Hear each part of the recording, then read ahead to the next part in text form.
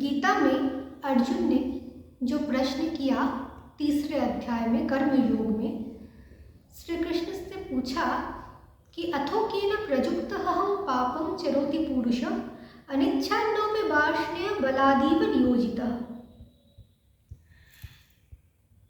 अर्थ यह है कि लोग ना चाहते हुए भी पाप क्यों करते हैं। देखिए, अगर लोगों को इतना ज्ञात होता, इतना ज्ञान रहता कि ये कर्म पाप है, ये कर्म पुण्य है, इसे करना चाहिए, इसे नहीं करना चाहिए, तो सभी तो साधु बन जाते ना, सबके सब साधक बन जाते ना। तो अर्जुन तो किसी साधारण स्थिति के लोगों के लिए ये सब प्रश्न पूछा ही नहीं, क्योंकि गीता है ही योग शास्त्र, साधारण लोगों के लिए है नहीं। तो साधक क्यों पाप करते हैं? ना चाहते हुए भी पाप तो कोई मननशील साधक ही कर सकता है ना। तो प्रश्न में ही बहुत सारे प्रश्न हैं। अर्जुन का प्रश्न जो था उसमें बहुत सारा प्रश्न है, और उत्तर है क्या? बहुत सिंपल भाषा में कह दिया, काम एष क्रोधेश रजोगुण समुद्भव महाशनु महापाप्म्या विद्ध नोमीह वैरिणम्। देखो, ऐसा है कि ये काम क्रोध रजोगुण से इसका उद्भव होता है, रजोगुण से प्राकट्य होता है। तो ये काम क्रोध में आके वो पाप करने लगते हैं। लेकिन इसका जो गहरी अर्थ है, ये तो विशेष योगी पुरुष को ही समझ में आएगा। देखिए, पाप है क्या, काम क्रोध है क्या, पहले इस पर विचार करते हैं। साधक जो ना चाहते हुए भी पाप करते हैं, वो कैसे साधक ही क्यों? देखिए, जो स्वरूप तत्व को जान गए, वो अगर स्व से विच्युत हो जाए थोड़ा समय के लिए ही, तो वो कर्म पाप होता है, उसे पाप कहलाता है। ऐसा क्यों? उसे पाप क्यों कहा जाता है? क्योंकि पाप का अर्थ जो आप जानते हैं वो पाप का अर्थ है नहीं। झूठ बोलना, चोरी करना, ये तो दूसरा। देखिए, पाप क्या है साधक की परिभाषा में, योगियों की परिभाषा में? पाप का अर्थ है गतिशील प्रपंच, पंचभूतात्मक जगत। प है निर्वाण तत्व, 21वां तत्व, जो निर्वाण तत्व, शिवत्व तत्व, स्वरूप तत्व। तो जो साधक स्वरूप को जानने के उपरांत भी कभी कभार स्वरूप से च्युत होकर बाहर आ जाते हैं, मन के बहकाने से, भटकन से, स्व से कभी कभार च्युत हो जाता है, तो उस स्थिति को कहा जाता है साधक के लिए पाप। पाप करना जो आप समझते हैं वो है नहीं, वो तो अपराध है।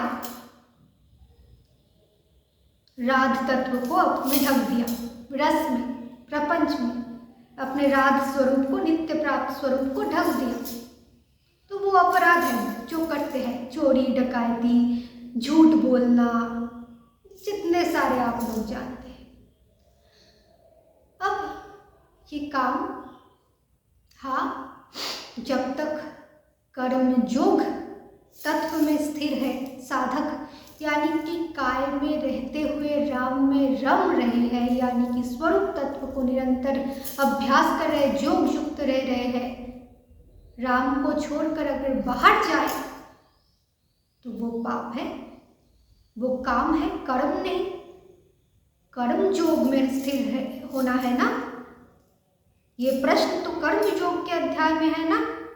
तो कर्म योग में तो काम का प्रभाव आएगा। काम मतलब अभी बोला, राम से विच्युत होकर बाहर आ जाना, बहिर्मुख वृत्ति को प्राधान्य देना, बहिर्मुखता को सत्य मान लेना, कुछ समय के लिए ही सही, क्योंकि सिद्धावस्था प्राप्ति के पहले तक साधक भटक सकते हैं, लेकिन ईश्वर भटकने नहीं देता। तो इसीलिए सावधान है, काम यानी कि काय में आत्मबुद्धि मत करना। बाहर किसी भी चीज वस्तु को सत्य ना मानना। अगर मान लो तो ये काम है, तो ये काम का प्रभाव रहेगा। कब तक रहेगा? जब तक कूर्म तत्व प्रकट नहीं होता, अमृतत्व प्राप्त नहीं होता, तब तक रहेगा और तब तक योग नहीं बैठेगा, चलन नहीं बनेगा। तो काम एष, क्रोध एष, ये क्रोध कहाँ का क्रोध होता है? अब काम का अर्थ समझाया, अब क्रोध समझो, ये क्या होता है योग योगिनी। देखो, ये ब्रह्मांड जब प्रकट हुआ तब माया में पहले क्षोभ प्रकट हुआ, कुपित हुआ। क्यों कुपित हुए? क्योंकि स्वरूप से बिछोड़ना पड़ रहा है। तो आत्म स्वरूप से अगर शक्ति बिछोड़कर बाहर ढूंढे, माया शक्ति, तो उसमें क्षोभ आता है, विरह वेदना व्याकुलता आती है। इसलिए क्रोध का प्राकट होता है। काल फिर उसे रूपांतर करते हैं। तो प्रकृति में क्षोभ आता है, इसलिए क्रोध से प्राकट्य होता है। उसी प्रकार जब स्वस्वरूप से कोई विच्युत होता है तो वो हो जाता है क्रोध का कारण, कोप का कारण, कुपित होने का कारण। क्योंकि स्व अनंत आनंद पद से विच्युत होना, पाकर भी विच्युत होना, उस आनंद रस तत्व को पाते हुए भी उससे बिछोड़ना, वो कितना पीड़ादायी है। तो जहाँ पर मन का एकाग्रता है, काम है, इष्ट वस्तु है, उससे बिछोड़ जाना है तो क्रोध का कारण होता है ना। तो साधक के काम का कारण तो कृष्ण है, ईश्वर है। तो उससे जब बिछोड़ जा रहा है तब क्रोध आना स्वाभाविक है। गीता पहले फिर कह रहे हैं, दैतो विषयान् पुंस्य संयस्ते युपजायते संज्ञा संयते काम कामत् क्रोधो अभिजायते।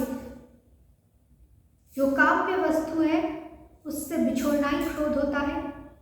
तो अब कर्म में काम्य वस्तु वाला क्या होगा? कर्म योग में राम ही होगा ना। तो स्वरूप से थोड़ा विच्युत हुए तो क्रोध पैदा हुआ, क्योंकि जिस पिंड में अब कर्म योग चल रहा है उसमें जो साधक स्थित है वो तो राम में लय होने वाले है ना। उसमें जो लय होना है, तो जो संकर्षण अग्नि है, संकर्षण मतलब जो सम्यक रूप से उसे खींच रहा है अंदर, राम से मिलाने के लिए जो तत्व सम्यक रूप से उसे खींच रहा है, वो तो प्रबल अग्नि द्वारा, ज्ञानाग्नि द्वारा, योगाग्नि द्वारा उसे खींच रहा है ना अंदर। फिर वो बाहर भी देखे तो उसका कष्ट का कारण है। तो जो कष्ट का कारण होता है वही क्रोध का कारण होता है। तो यही है क्रोध का कारण। तो भगवान इस स्थिति को पाप कह रहे हैं, इस स्थिति को रजोगुण कह रहे हैं। परंतु देखो, ये रजोगुण जो है ईश्वरीय क्षेत्र में, ये भी क्लेश का कारण नहीं होता, क्लिष्ट नहीं होता है, अक्लिष्ट होता है। जो रजोगुण में जगत स्थिर है वो तो क्लेश प्रदान करते हैं ना सबको। लेकिन जो रजोगुण में बाहर भी केवल बहिर्मुखता को भी अगर सत्य मानो तो राम समझकर सत्य मानो, वो जो कर्म बहिर्मुख होकर करो वो भी राम के लिए करो। संस्कार भी आ जाए मन में, तो वो विचार और संस्कार भी अगर राम के लिए हो जाए, भले ही बहिर्मुख बुद्धि से, पूजा पाठ कुछ भी, तो वो कर्म भी रजो तो है ही, क्योंकि बाहर से वो कर्म निभाया जा रहा है, लेकिन वो कर्म भी निर्दोष है, क्लिष्ट है। पर जब कोई स्वस्वरूप में स्थिर होता है, तब जब तक बाहर का कर्म रहता है उसे भी दोषयुक्त कहा जाता है, क्योंकि अंतिम स्थिति में तो बाहर का कोई भार नहीं रहता, आभास नहीं रहता, जिसे अघोर स्थिति कहा जाता है, तब कहा जाता है। और सत्व स्थिति वो तो धारणामूलक स्थिति होता है, उसमें तो केवल धारण करना होता है तत्व को, सत्य को, ऋतंभरा तत्व होता है वो। रजो में तस्मात् केन उपायेन मनो कृष्ण निवेशयेत्। देखो हिरण्यकशिपु, हिरण्याक्ष आदि दैत्य, राक्षस, रावण, कंस आदिक, ये सब के सब ईर्ष्या, द्वेष, क्रोध, ये सब लेकर बैर किए। तो किससे बैर किए? अपने से, अपनी कशिपित वृत्ति से किए। तब भी भगवान प्रकट होकर उनकी कशिपित वृत्ति हटा दिया और आह्लाद को जगा दिया, जगाता रहता। हिरण्यकशिपु हटे तो आह्लाद रूपी प्रहलाद प्रकट हुए, हिरण्याक्ष हटे तो धरित्री, धारावाहिकता, धरित्री, रंगमंच रूप आह्लादकारी शक्ति प्रकट हुए। और रावण, वो भी कश्यप वृत्ति, वो भी हटे तो आह्लादिनी सीता प्रकट हुए। तो इसी प्रकार वो आह्लाद तत्व को प्रकट करने के लिए वो जो शेष रह जाता है पाप में, राक्षस अथवा राजस वृत्ति, जिसके द्वारा उनसे जुड़ा जा सकता है, उन तक पहुंच सकता है, वो भाव में वृत्ति राक्षस यानी राजस वृत्ति होता है। गोपियों का भाव था प्रेम, काम, काम युक्त प्रेम, वो भी निर्दोष था,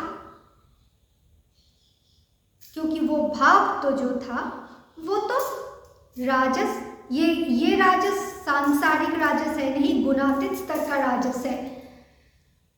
तो ये जो राजस तत्व है ये भाव का राजस है। वो दंडकारण्य में भी हर एक राक्षस वृत्ति राजस भाव था, जो अंतिम असुर था, जो भाव मिलाते हैं। अंत में तो तत्व को प्राप्त कर लो तो कोई भाव ही नहीं शेष रह जाएगा। तो उस भाव को जो मिलाते हैं, कामेश, क्रोधेश, कुछ भी, वो चाहे काम हो, क्रोध हो, लोभ हो, ईर्ष्या हो, कोई भी, बस माना कृष्ण निवेशयेत्, उसी भाव से वो लग जाए कृष्ण में, ईश्वर में, तो उस भाव राजस्तर होता है। और उसी भाव को जब हटा देते हैं तो वो स्वरूपभूत तत्व को प्राप्त कर लेते हैं, स्वयं प्रकाश हो जाता है। तो जब तक स्व को नहीं पाओगे तब तक के लिए सब कुछ पाप है, लेकिन ये जो पाप साधक के लिए है, यही योग का कारण बनेगा अंत में।